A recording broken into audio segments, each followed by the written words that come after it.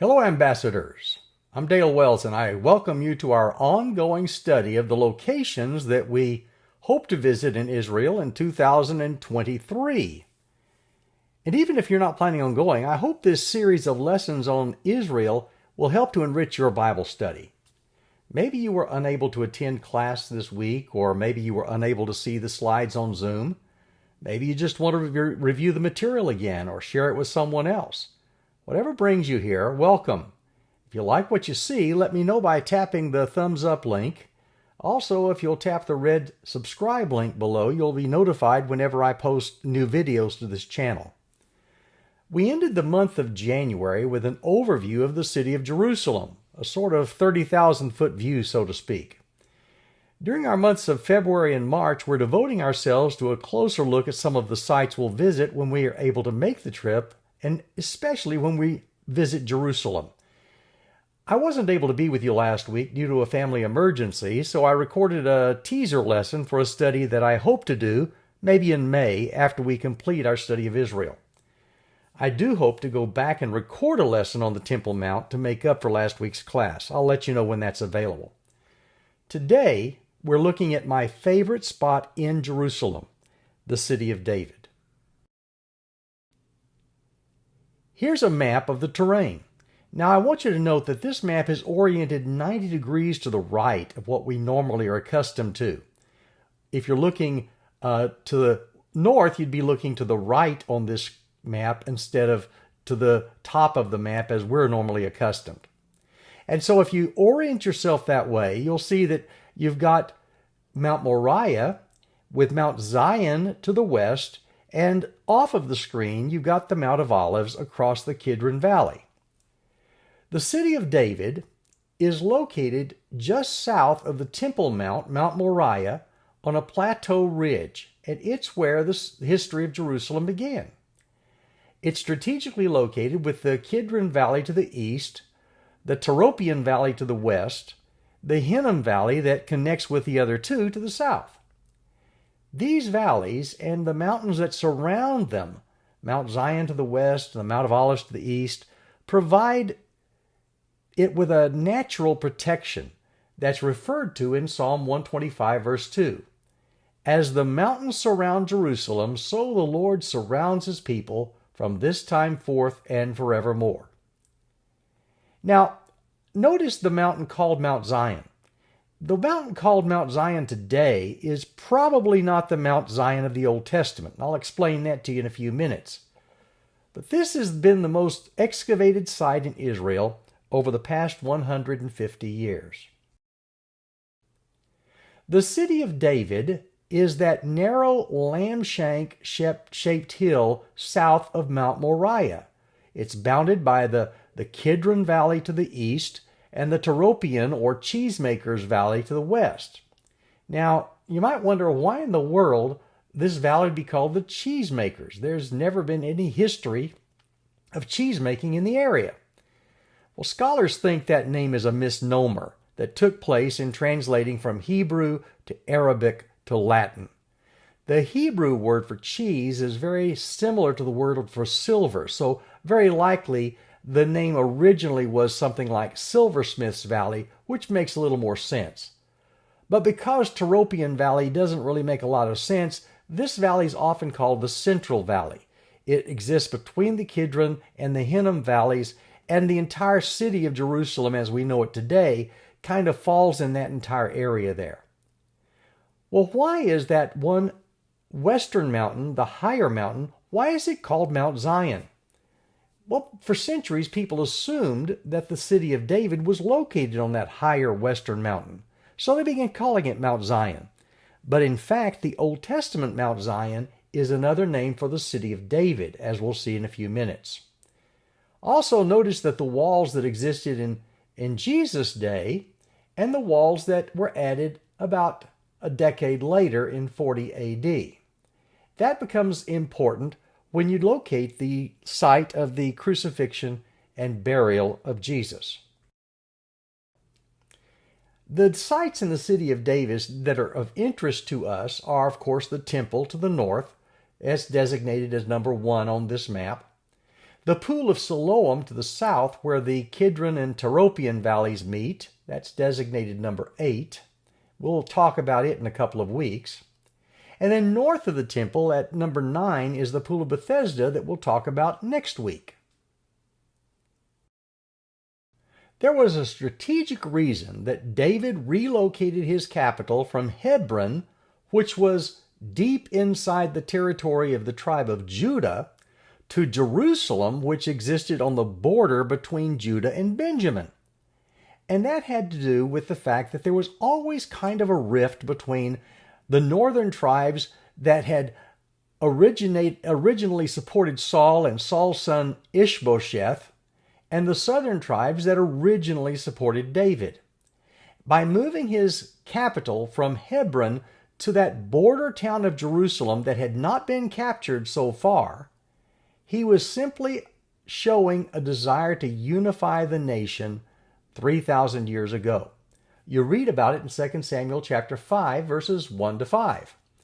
Then all the tribes of Israel came to David at Hebron and said, "Behold, we are your bone and flesh. In times past, when Saul was king over us, it was you who led out and brought in Israel. And the Lord said to you, You shall be shepherd of my people, Israel, and you shall be prince over Israel." So all the elders of Israel came to the king at Hebron, and King David made a covenant with them at Hebron before the Lord. And they anointed David king over Israel. David was 30 years old when he began to reign, and he reigned 40 years. At Hebron, he reigned over Judah 7 years and 6 months, and at Jerusalem, he reigned over all Israel and Judah 33 years.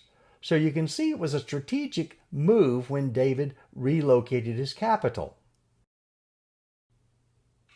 Here's something like what the city of Jebus looked before David captured it, Jebus being the ancient name for Jerusalem. It's named after the Jebusites who lived there.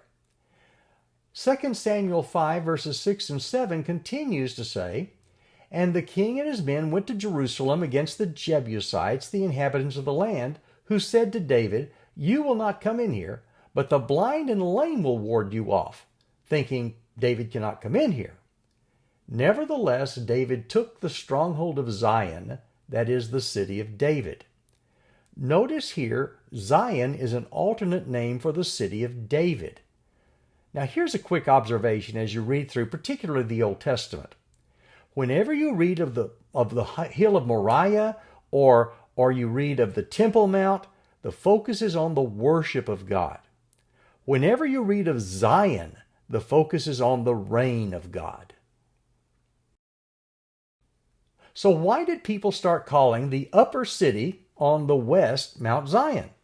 Well, because in the 5th century, Byzantine monks assumed that the higher western mountain was where David's palace was located, and they mistakenly called it Mount Zion because of that assumption. Now, what is commonly called the Old City is an area on this upper city on that higher western mountain. But the walls and structures of the Old City today only date back to the 16th century during the Ottoman period. In the Old City, there is a Muslim minaret that's called the Citadel of David or the Tower of David, but it never had anything to do with David. The oldest stones at the base of that structure only date back to the 1st century BC in the time of Herod the Great. Well, for centuries, people thought that upper western mountain, that higher mountain, was the location of the city of David. It wasn't until 1867 that Charles Warren made the discovery that confirmed that the city of David was in fact on that lower eastern mountain rather than the higher western mountain. But more on that later. Remember how David took the city of Jerusalem? David said on that day, "Whoever would strike the Jebusites, let him get up the water shaft to attack the lame and blind who are hated by David's soul." That is, the lame and blind who the king had said would be able to ward him off. "Therefore it is said, the blind and the lame shall not come into the house." Now the key is here, whoever would strike the Jebusites, let him get up the water shaft to attack these people. Keep in mind, the tunnel that David used to take the city was the tunnel that they used to bring water into the city. People would walk down that horizontal tunnel to a place where they dropped buckets down into the water that had been gathered in a pool that I'll actually show you in a little bit. And they would hoist their water up, and that way they could get water from the Gichon Spring that ran outside of the city. They could get it into the city. Well, the tunnel that David used to take the city was forgotten for almost 3,000 years until it was discovered in 1867 by Sir Charles Warren, a British engineer and archaeologist.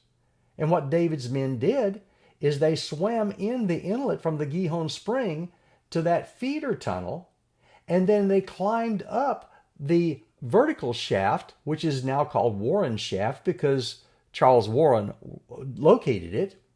And then by going up the horizontal tunnel, they were able to enter the city undetected.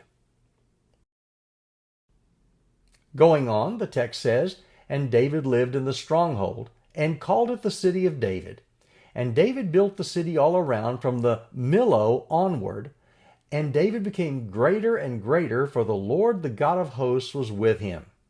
So here's a picture of what the city of David would have looked like, Jerusalem would have looked like in David's day. His palace above that Jebusite stepped stone structure that's called the Millo, sitting just to the west of the Kidron Valley. The Ophel is the area between the city of David and Mount Moriah where the temple would ultimately be built. But the history of the city of David, the history of Jerusalem, as we saw a couple of weeks ago, goes way back 1,000 years before David in the days of Abraham. The Old Testament connection of this site dates back to about 4,000 years ago when Abram met Melchizedek, the king of Salem here. Abraham's Salem is the same location as David's Jerusalem. We read about this a couple of weeks ago. Genesis 14, verses 17 to 20. After Abram returned from defeating Chedorlaomer and the kings allied with him, the king of Sodom came out to meet him in the valley of Sheva, that is the king's valley. Then Melchizedek, king of Salem, brought out bread and wine. He was priest of God Most High. And he blessed Abram, saying, "Blessed be Abram by God Most High, creator of heaven and earth. And praise be to God Most High, who delivered your enemies into your hand." Then Abram gave him 1/10 of everything. Now, we don't know which valley was the valley of Sheva. It's also called the King's Valley here. It could have been the Kidron, or it could have been the Tyropian, or some even suggest the Hinnom. Or it could have been where all three converge down where the Pool of Siloam is located. All we know, it was a valley located in the vicinity of Salem. Years later, it was on the peak of Mount Moriah, just above this site, where Abraham showed that he was willing to offer his son Isaac to the Lord. We read about that in Genesis 22. Sometime later, God tested Abraham. He said to him, "Abraham." "Here I am," he replied. Then God said, "Take your son, your only son whom you love, Isaac, and go to the region of Moriah. Sacrifice him there as a burnt offering on a mountain I will show you." So all of that happened 1,000 years before David. But in the days after David, it was in this very location in Jerusalem on Mount Moriah, the same place where Abraham was to offer his son Isaac until God intervened. That was the place where Solomon built the first temple. 2 Chronicles 3, verse 1. Solomon began to build the temple of the Lord in Jerusalem on Mount Moriah, where the Lord had appeared to his father David. It was on the threshing floor of Araunah the Jebusite, the place provided by David. We talked about this a couple of weeks ago. So in Solomon's day, Jerusalem looked something like this. The lower city is the city of David. The higher location is the Temple Mount, Mount Moriah. The area between them is called Ophel. It appears to have been the location of Solomon's palace and other public buildings. We read about this in 1 Kings 6, verses 1 and 38. In the 480th year after the people of Israel came out of the land of Egypt, in the 4th year of Solomon's reign over Israel, in the month of Ziv, which is the 2nd month, he began to build the house of the Lord. And in the 11th year, in the month of Bul, which is the 8th month, the house was finished in all its parts and according to all its specifications. He was 7 years in building it. Well, about 200 years after Solomon, in the late 8th or early 7th century BC, King Hezekiah faced a threat from the north in the form of an Assyrian army. And at that time, King Hezekiah reinforced the city's defensive wall to thwart an impending invasion by the Assyrians. You read about it in 2 Chronicles 32, verse 5. In fact, when we do get to Israel, we'll actually be able to see a part of that broad wall that was constructed by Hezekiah to ward off the Assyrian invaders. But he also did something else. Hezekiah built a tunnel to divert the water from the Gichon Spring, the city's main water source, down to his newly constructed pool of Siloam, to keep the water inside the city walls, so the invading Assyrian army could not cut off water to the city and starve them out. We read about this in 2 Chronicles 32, verses 1 through 8. After these things and these acts of faithfulness, Sennacherib, the king of Assyria, came and invaded Judah and encamped against the fortified cities, thinking to win them for himself. And when Hezekiah saw that Sennacherib had come and intended to fight against Jerusalem, he planned with his officers and his mighty men to stop the water of the springs that were outside the city, and they helped him. A great many people were gathered, and they stopped all the springs and the brook that flowed through the land, saying, "Why should the kings of Assyria come and find much water?" He set to work resolutely and built up all the wall that was broken down and raised towers upon it. And outside it he built another wall, and he strengthened the Millo and the city of David. He also made weapons and shields in abundance, and he set combat commanders over the people and gathered them together to him in the square at the gate of the city, and spoke encouragingly to them, saying, "Be strong and courageous. Do not be afraid or dismayed before the king of Assyria and all his horde that is with him, for there are more with us than with him. With him is an arm of flesh, but with us is the Lord our God to help us and fight our battles." And the people took confidence from the words of Hezekiah, king of Judah. Later on, this is all summed up in 2 Chronicles 32, verse 30. This same Hezekiah closed the upper outlet of the waters of Gihon and directed them down to the west side of the city of David, and Hezekiah prospered in all his works. When we get to Israel and walk through the city of David, you'll be able to walk through Hezekiah's tunnel, but I'll warn you right now, it's not for claustrophobes. There's a couple of fascinating things about this tunnel. One of which is, in order to maintain a gradual but consistent grade from the location of the Gichon Spring down to the Pool of Siloam, they had to take a very circuitous route, a very curved route. But the other interesting thing is that they actually started digging this tunnel from both sides. One group started from up at the top of the hill, another group started at the bottom of the hill, and they met in the middle. The fact that they were able to do that 700 years before Christ is just amazing. Now, about a century later, in late 7th and early 6th centuries BC, the threat against Jerusalem now came from Babylon. At that time, there were 3 prophets who were active. Daniel was in the royal service in Babylon. Ezekiel was with the Jewish exiles in the internment camp in Babylon. And Jeremiah was with the Jews who remained behind in Jerusalem. Focus on Jeremiah for a moment. You're looking at a 2-story house built over a storage area for official documents. Think National Archives. This structure was burned in 586 BC, and the documents were destroyed. But archaeologists found clay bits called bullae that belonged to people mentioned in the book of Jeremiah, who were present with Jeremiah just before the Babylonians destroyed the city. What are bullae? Well, in the old days of Jeremiah, when someone wrote a letter or wrote a document, they would roll it up in a scroll, and then they would seal the edge of the scroll with a bit of wax or clay. They would use a signet ring that bore their seal, and they would imprint that in the seal of the clay. So when you got a letter, you had the opportunity first to see who was sending it by looking at that clay seal. Well, in 586 BC, when Jerusalem was destroyed by the Babylonians, all of the national archives were burned, and there was plenty of evidence of the ash from the burning, as well as weapons, arrowheads that were both Babylonian and Judean at the same time located in all of this area. But what they located was these little clay seals. They're called bullae. And they found when they looked at them closely that they bore the names of people that we actually read about in the Bible.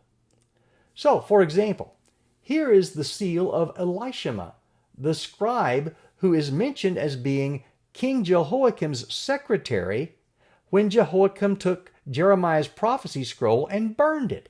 Jeremiah chapter 36, you may have heard the story. Jeremiah wrote a prediction that if Jerusalem didn't change its ways, God was going to bring the Babylonians and destroy them.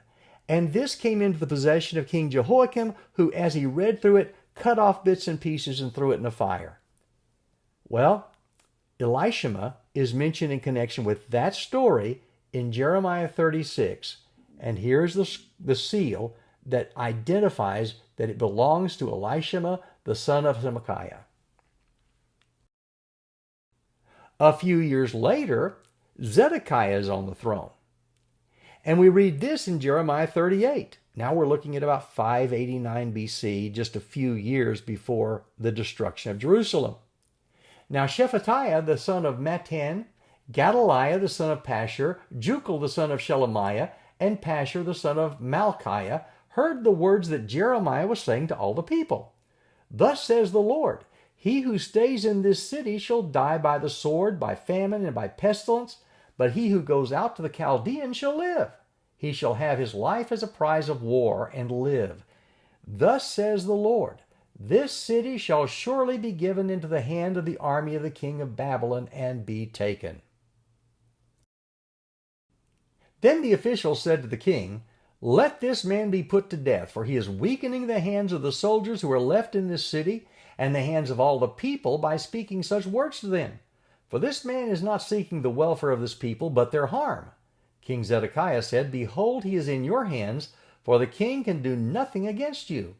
So they took Jeremiah and cast him into the cistern of Malchiah the king's son, which was in the court of the guard, letting Jeremiah down by ropes.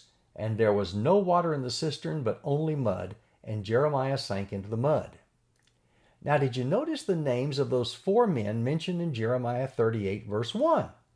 2 of them were Gedaliah, the son of Pashur, and Jucal, the son of Shelemiah. And those 2 people are among the ones whose seals were found in that bullae room where all of the scrolls of the National Archives burned in 586 BC.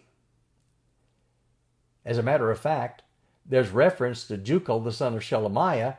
Well, Shelemiah was a soldier, apparently, or an official that was situated at Lachish that we talked about a few weeks ago. Well, when the Israelites returned from their Babylonian exile, Jerusalem was rebuilt, its walls were rebuilt by Nehemiah, and this is about what the city looked like, with the city of David and then the newer parts of the city on the higher western mount. By the time you get to the 1st century, the time of Jesus and shortly thereafter, this is about what Jerusalem looked like prior to 70 AD. You see the city of David located there on the eastern side, and you see that higher upper city that's on the western mount that today is called Mount Zion. That's where all of the Roman overlords lived. Herod's fortress was there, and this is where the Roman part of the city was. That's the location today of what we call the Old City of Jerusalem. When we get to the Israel Museum in Jerusalem, you'll see a huge scale model of the city of David just before 70 A.D. In fact, it's a scale model of the entire city of Jerusalem just before 70 A.D., but I focused in here on the part that is the city of David. Here's what an aerial view of the city of David looks like today. It's kind of hard to tell where it is, but if you look where the Kidron Valley and the Tyropoeon Valley come together, you'll see the city of David there just to the south of the Temple Mount. I found a number of great videos. I wish I could share them all with you, but I can't. But here's one that I thought was especially good. Hello there! Welcome to the city of David. Are you also stuck at home? Don't worry! Today, we have a special surprise for you. Today we're bringing ancient Jerusalem to you, to your home. Would you like to see it? Come with me. Come on, let's go! You see? Like any other place in the world, everything's locked. But don't worry, that's why we're here.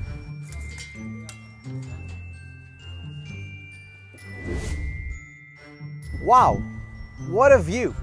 Jerusalem really does have mountains surrounding it. You know, people sometimes mistake and think they're gonna find the ancient city within the walls of the old city. People expect to go into the old city, walk a few floors down, and find the ancient city. But no, where does Jerusalem start? Here, where we're standing, outside the walls of the city. The city of David, a city that was forgotten and lost in time.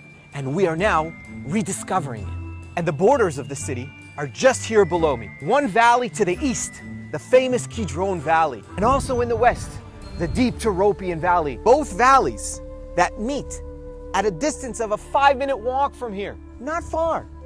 A place called the Shiloh Pool. Don't worry, we'll get there. We are standing at one of the highest points in the city. And you could see the ancient city just here behind me. To the east of us, we could see Mount of Olives. And on top of it, you could see the ancient Jewish cemetery. If you look closely underneath the houses, you'll notice these black square holes carved in the mountain. Do you know what they are? Would you like to guess? These are the most ancient Jewish burial grounds in the world from about 3,000 years ago. And to the south of us, we could see the mountain ridge where the British Commissioner's Palace used to be, and today it's where the UN headquarters sit. To the west of us, Mount of Zion and the old city walls. If you'll notice, just behind the walls, you could see the houses of the Jewish quarter. To the north of us, as we said, the Temple Mount, which is built on top of Mount Moriah. Yes, the same Mount Moriah that Abraham came to with his son Isaac. Do you know that 3,000 years ago, the same view we're seeing right now, King David saw? He could get up every morning with his coffee, walk out to the porch, and see this beautiful scenery. Do you want to see where he lived? Let's imagine ourselves as a resident of the city 3,000 years ago that gets a chance to actually go and visit King David's palace. Come, let me show you. It's time to head down into the palace. Come, follow me, let's go. We are now sitting in the palace. In 2005, Dr. Elat Mazar dug here, and she found these massive walls. She dated them to 3,000 years ago because of the things she found in between the stones. She said, I found King David's palace. Not everybody agrees with her, but think about it. There are massive walls creating a corner. These walls were very tall. They were created here 3,000 years ago. Who lived here 3,000 years ago? King David. You're still having trouble imagining this as the palace? Well, you could see this beautiful capitol stone. This is also an ancient stone that tells us this structure not only was a public building, it was also a royal building. And you know what? Maybe this structure still needs to be dug more to understand it better. But I'd like to share with you something that's not disputable. You know this book, the Bible. According to the Bible, 2,600 years ago, 400 years after King David lived here, there was another king who lived here. He was King David's great-great-great-great-great-great-great-grandson. His name was King Hezekiah. And you know, kings don't live alone in the palace. They have their wives. They have ministers, advisors, servants, butlers, soldiers. I'd like to read one verse from the Bible. Before I read it, I'd like to tell you a short story. During the time of King Hezekiah, there was a prophet here. His name was Jeremiah. And he was prophesying the destruction of the city. The king didn't like what he hears. It's not good for business. He tells 4 of his ministers, take Jeremiah and throw him into a pit. The names of the 4 ministers are mentioned in the first verse in chapter 38 in the book of Jeremiah.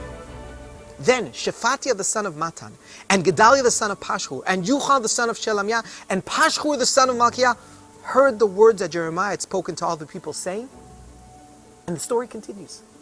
Now, why did I just read out these 4 ancient Hebrew names? Because Elat Mazar, the archaeologist, found where we're sitting this little round thing. This little round thing is called a seal. Its purpose is to close letters. Yes, if you receive letters in ancient time, in order to open it, you have to break the seal. But before you break it, you're probably going to look real close to see who sent the letter, because people back then had rings on their hands and they printed their name on the seal. And if you look closely, you could see Hebrew letters.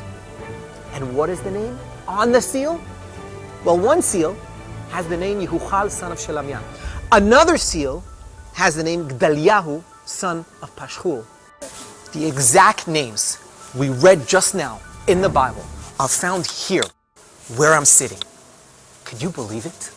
So we visited the king's palace. We know where the ministers went to work. But where did they live? Let me show you. Hey there. So we just came down from the palace into the ancient neighborhood. Even though we came down, we're still on the upper parts of the city. Welcome to Uptown Jerusalem, the place where the ministers lived, where the rich people lived. Take a look here behind me. We could see the remnants of an ancient house from the first temple period. The family living in this house was a very wealthy family. How do we know it? Because of this small room. You see this small room? Could you guess what it was? Well, it wasn't a wine cellar. It wasn't a safe or a vault. It was a bathroom, a private bathroom. Back then, to go do your business, you have to go outside the walls of the city. There is no sewage in the city. This family had their own private bathroom. And if you look closely, right over here in the corner, you can see a square stone with a round hole in it. What is it? It's a toilet. One of the most ancient toilets in the country. Archaeologists dug underneath the toilet and found some residue, pun intended, okay? The last person who sat on this toilet 2,600 years ago sends us a very warm regards. The archaeologists learned from analyzing this bathroom a little bit about the diet of the person who lived here back then. One piece of information was super interesting. Archaeologists found here the remainings of raw meat that wasn't cooked. What is a rich person doing eating raw meat? Well, let's think about it. What's happening here in the city 2,600 years ago? It's being destroyed by the Babylonians. Maybe somebody's hiding in this bathroom. The little amount of meat they managed to salvage for themselves, they couldn't cook, because if they would start a fire, the Babylonians would discover them. Isn't this amazing that we could see the story of Jerusalem's destruction, not only through the layer of ash that archaeologists found here from 2,600 years ago, but also through a little toilet in a private bathroom. You should know that if you come here during the summer, you'll get a chance to see a light show, which is projected on the findings right over here behind me. It's called the Hallelujah Show. It's beautiful. I recommend it. In any case, we've seen the palace above us. We've seen the ancient neighborhood. We've seen even what people ate. But what did they drink? Where did they get their water from? For that, we need to go on a short journey downtown. We're going to leave Uptown Jerusalem and head underground to the water tunnels. Let's go. We're heading down now through the luscious pathways of the residential area in the city of David. Like any other resident who would live here 3,000 years ago, but the truth is, I'm missing something on my shoulder. A bucket. What you gonna do? They had no faucets back then. To get water, they need to go down to the Gichon Spring. That's where we're going. Let's go and see it.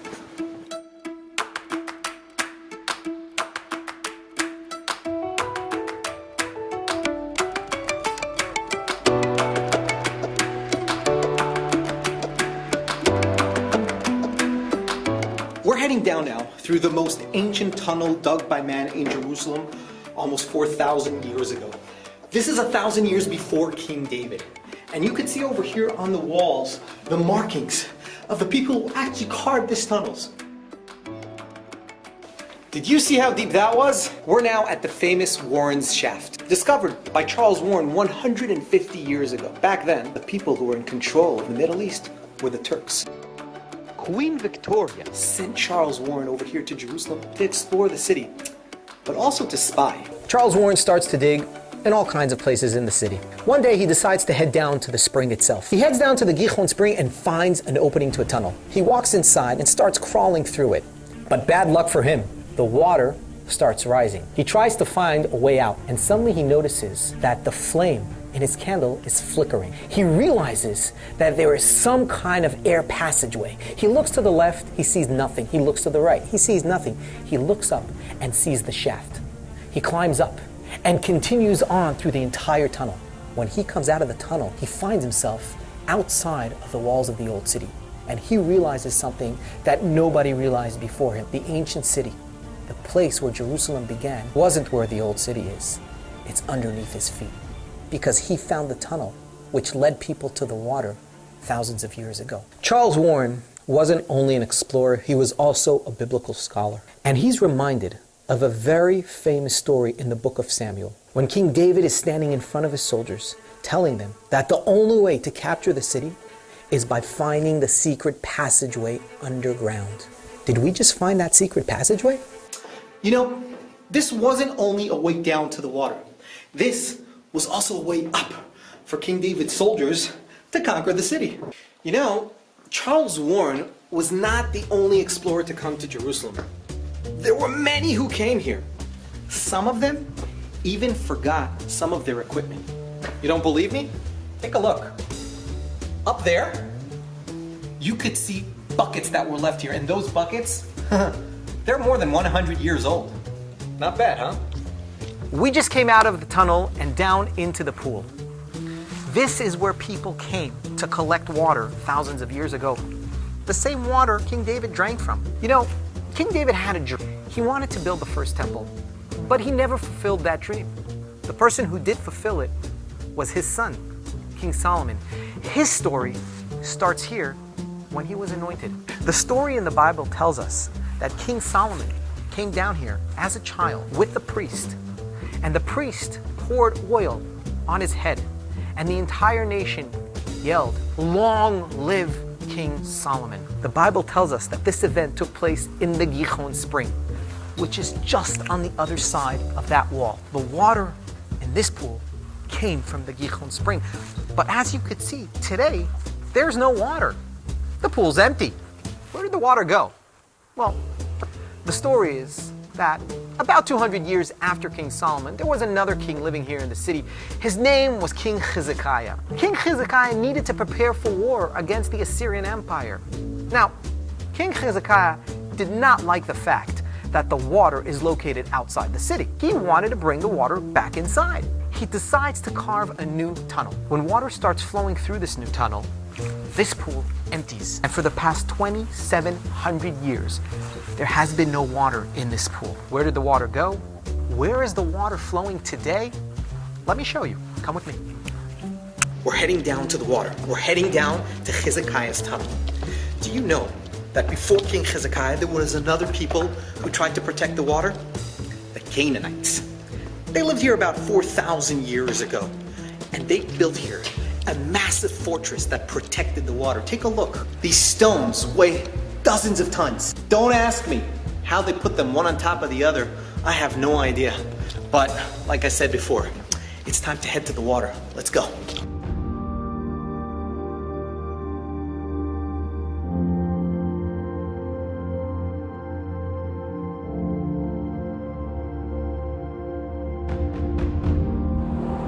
All right.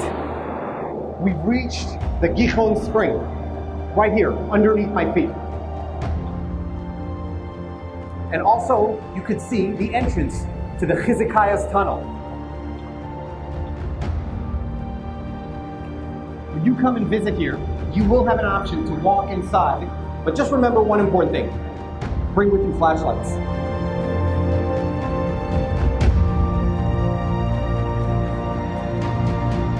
All right, let's head out. So, we're back in the light. You know, 2,700 years ago, when this tunnel was actually dug, two groups of people dug from both sides. The fascinating thing is, they managed to meet each other in the middle. That meeting point is documented in an exciting piece of text from 2,700 years ago known as the Siloam Tablet. And now, we are almost at the Siloam Pool. You could see the water. Let's go see the actual pool. We're standing at the entrance of the dry tunnel, which is near the entrance to the wet tunnel. Let's go inside and take a look. Follow me.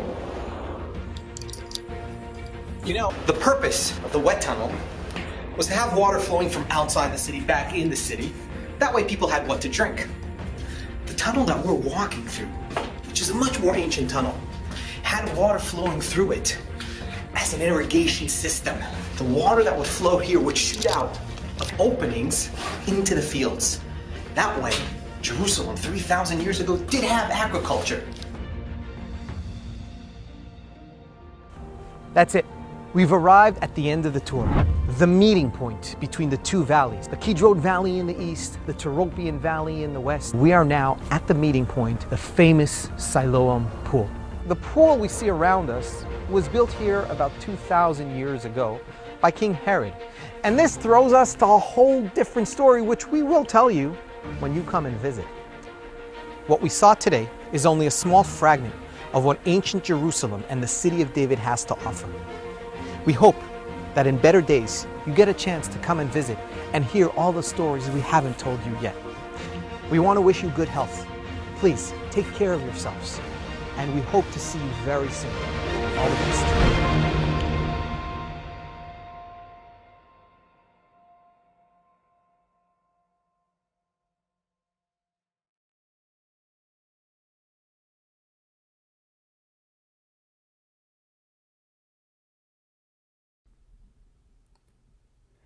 Well, let me show you some pictures of what you can expect to see when we get to the city of David.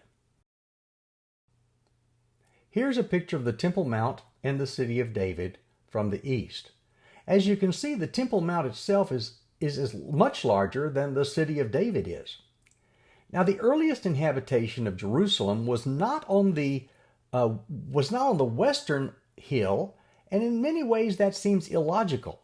And that's one of the reasons the Byzantine pilgrims mistakenly identified the oldest part of the city on the western hill. It just doesn't seem to make sense to put the city on the hill that it's on. But in reality, even though the western hill is larger, flatter, higher, easier to build on, the eastern hill was the place where the water was, the Gichon Spring, the only water source in the area. The city of David is where Abraham met Melchizedek when it was called Salem, when he came back from rescuing Lot.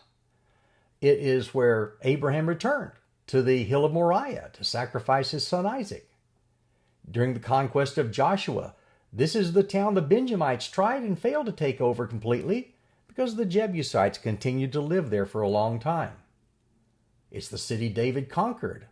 It was about 10 acres in size at the time that we read about it in 2 Samuel 5, verses 6 to 10. This is where Solomon built the temple in Jerusalem, 2 Chronicles chapter 3, verse 1.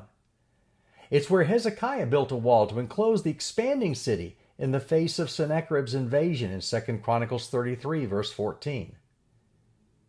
Babylon destroyed the city in 586 BC. Zerubbabel led the reconstruction of the Second Temple in 516. Nehemiah rebuilt the walls of the city in 445. All of those stories are built around this particular location that we call the city of David.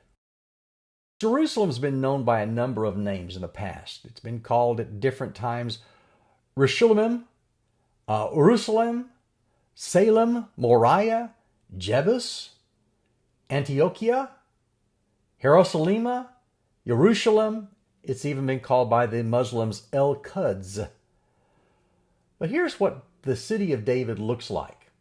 You can see the central or Tyropian Valley that runs in the central part of what is now known as Jerusalem, but it runs to the west of the actual city of David. You can see the Gichon Spring, and you can see some of those locations where excavations have taken place. David's palace being excavated in Area G, possibly David's tomb down in Area E. In the Central Valley, some Second Temple period homes that have been excavated. Excavation of the city of David has been taking place since about 1867, when it was identified as the actual place where Jerusalem began. Here's a picture of the city of David from the south, sitting just south of the Temple Mount. In this aerial view of the Temple Mount and city of David from the southwest, you can see at the top of the screen Gethsemane to the east of the Temple Mount across the Kidron Valley. Coming down the Kidron Valley, you can see where the Gichon Spring has its origin. And then on the other side of the city of David, to the west, you see that central or Tyropian Valley. Now, where the Tyropian Valley and the Kidron Valley come together, you see the Pool of Siloam. It's actually two pools. There's the upper pool that was called the Pool of Siloam, and the lower pool that was called the King's Pool. It was essentially an overflow reservoir from Siloam. Now, I've got to tell you, you're going to be disappointed when you see the Pool of Siloam. And the reason is because only a very small part of it has been excavated. When we get there, you'll see that the largest part of the Pool of Siloam is actually under some structures that have been built that have not been removed. A little ways up the western hill, you'll see a church called St. Peter in Gallicantu. That's named after the incident where Peter heard the cock crow and repented of the fact that he had denied Jesus 3 times. That is thought to be where the house of Caiaphas was located.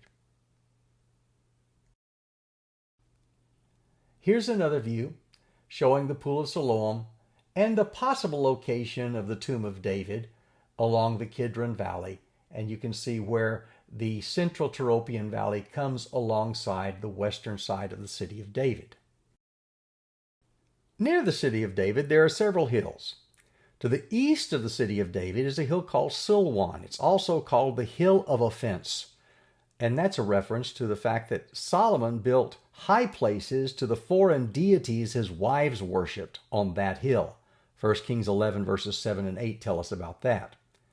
To the south, across the Hinnom Valley, is what's known in tradition as the Hill of Evil Counsel.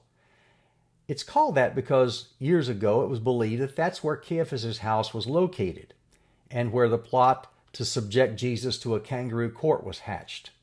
Well, today the Hill of Evil Counsel is the location of the United Nations headquarters. Form your own conclusions from that. Here's a picture of the city of David from the northeast. Notice the slope of the city of David is very steep. In order to build houses on the slope, they had to build terraces to build them on. A knowledge of this aspect of Jerusalem's topography helps the reader to understand the background of David's sin with Bathsheba. Since the homes were terraced and the king's palace was located on top of the hill, it would be very easy for the king to look down onto other houses. Here's the city of David, eastern slope, and the Mount of Olives in the distance. Here's another view looking from the north at the city of David slope and the Kidron Valley. Now, the Kidron Valley was much deeper in the Old Testament period than it is today, at least 60 feet deeper, and you can already tell how deep it is.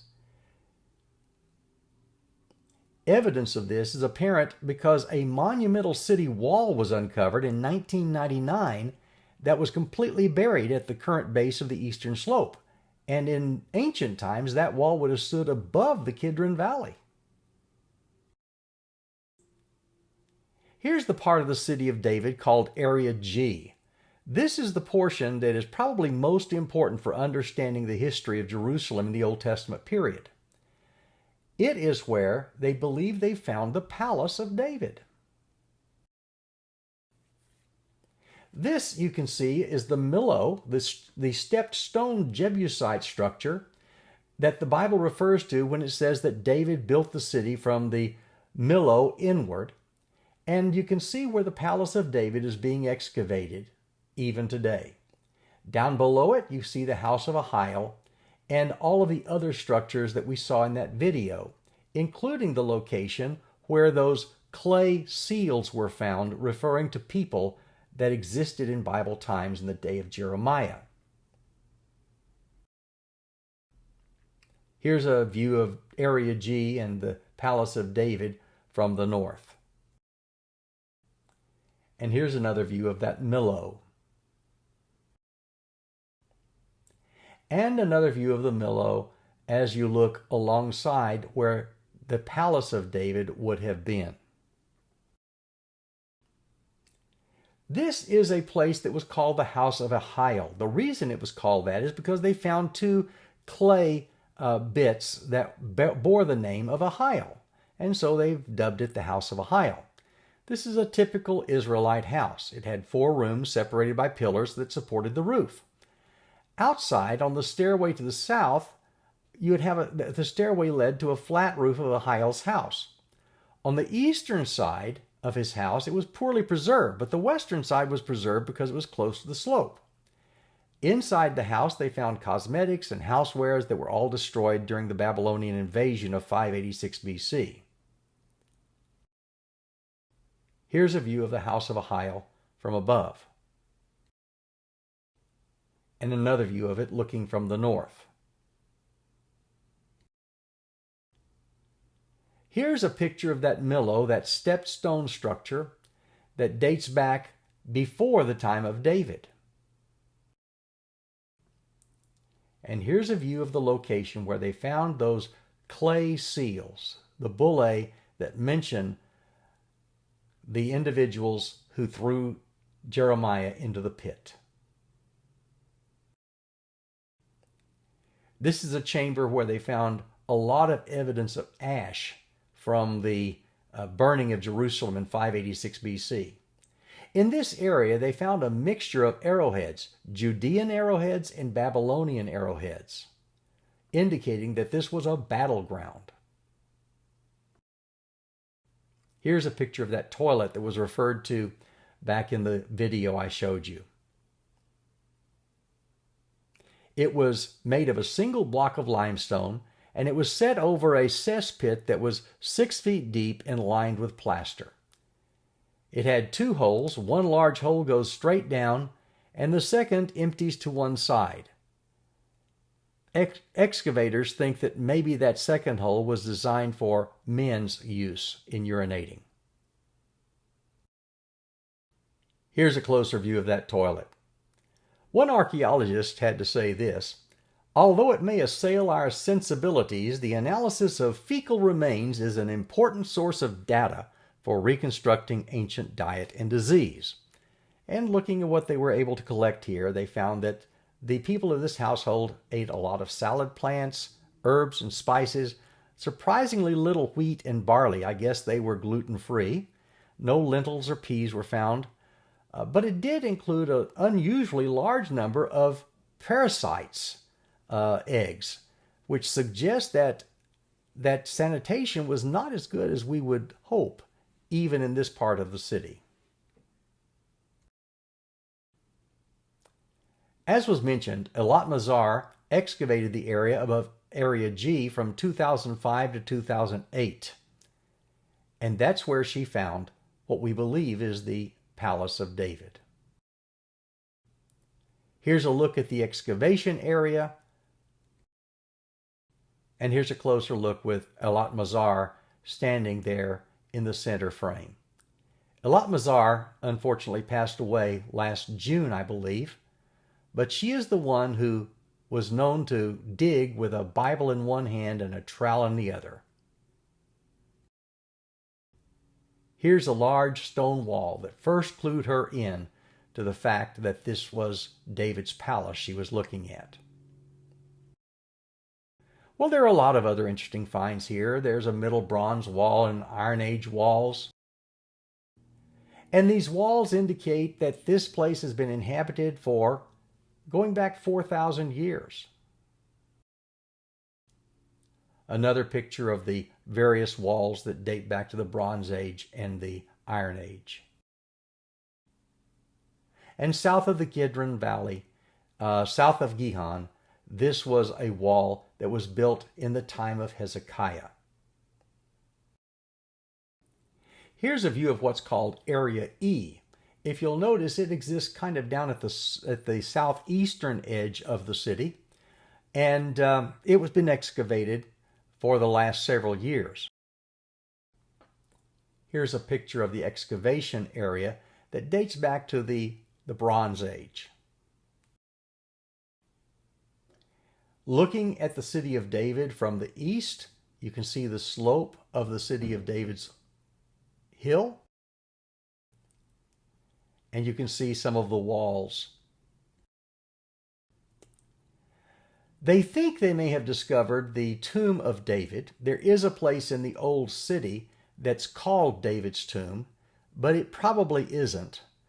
They think that David's tomb may actually be here in the Kidron Valley in the southeastern part of the city of David. I've read that there were 394 synagogues that were in existence in Jerusalem in the 1st century A.D. But archaeological evidence exists only for one, and that's attested by this Theodotus inscription in the city of David. Theodotus was the son of Vitenos, which is the name of a Roman family. Vitenos was probably attached to this family as a slave, but the fact that Theodotus was able to build this synagogue in Jerusalem suggests that his family had been freed. For that reason, some connect this synagogue with what's called the Synagogue of the Freedmen, mentioned in Acts 6, verse 9. Well, the inscription reads this way: Theodotus, the son of Vitenos, priest and synagogue ruler, son of the synagogue ruler, grandson of the synagogue ruler, built this synagogue for the reading of the Torah and the study of the commandments, and the hostel and the rooms and water installations for needy travelers from foreign lands. The foundations of the synagogue were laid by his fathers and the elders and Simonides. The original inscription is on display in the Israel Museum in Jerusalem. Well, here are some pictures of the Second Temple period house excavations in the Central Valley, just to the north of the city of David. And here's another view of some of those excavations. Now, at the southern end of the city of David, you have the Pool of Siloam, and just beyond it, where the Tyropian Valley meets the Kidron Valley and the Hinnom Valley, is a place called En Rogel.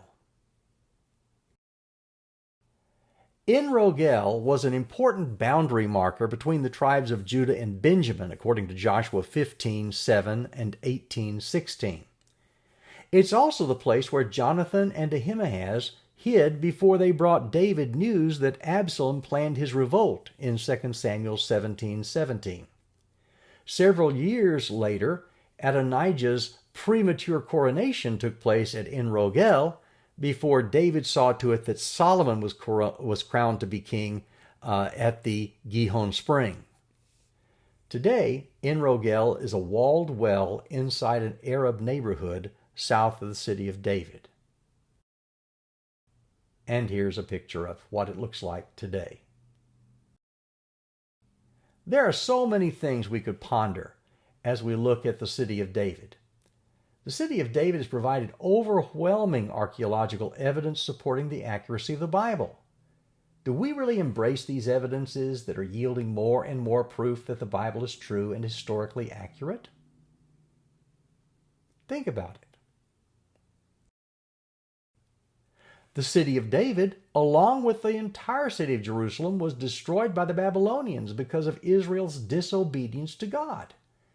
Do we understand that obedience brings life and peace, but disobedience brings death and destruction? Think about it.